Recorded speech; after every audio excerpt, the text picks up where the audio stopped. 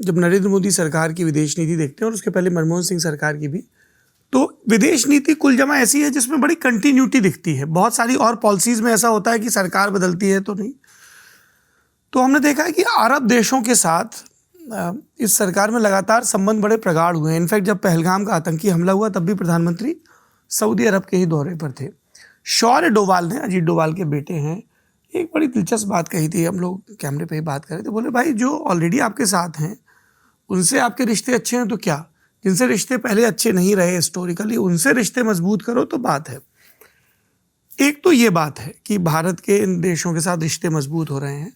दूसरा, cultural reference में हर बार अरब की तरफ देखना, इसको लेके बड़ी चर्चा होती है कि अर्बनाइजेशन, मतलब कई लोगों ने ऐसे कहा कि साहब पहले बचपन में सुनते थे कि जो मुस्लिम धर्मावलंबी हैं वो बोलते थे खुदा हाफिज, अब वो अल्लाह हाफिज बोलते हैं।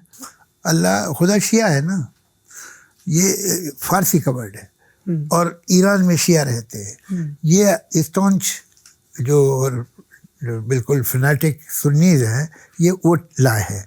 ये फारसी में खुदा नहीं, खुदा तो फिर सबका होता, अल्लाह, अल्लाह हाफिज। मैं उनसे पूछता भी हूँ क्या शियाओं का और सुन्नियों का अलग अलग ईश्वर है? करेक्ट, अभी तो हो गया है, यही दिख रहा है।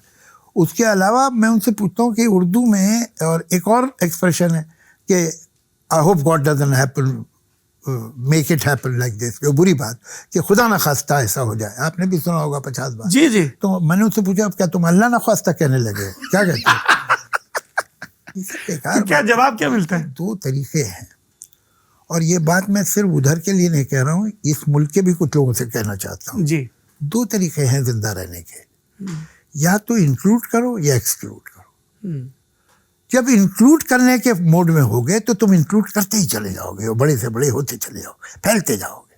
और जब एक्सक्लूड करोगे तो ये भी एक कांस्टेंट प्रोसेस है। ये तो शिया तो मुसलमान थे, अब नहीं रहे, अब वो कहते हैं शिया मुसलमान ही नहीं है। अच्छा, वो कादियानी जब पार्टीशन हो रहा था तो मुसलमान था, बाद में नहीं रहा।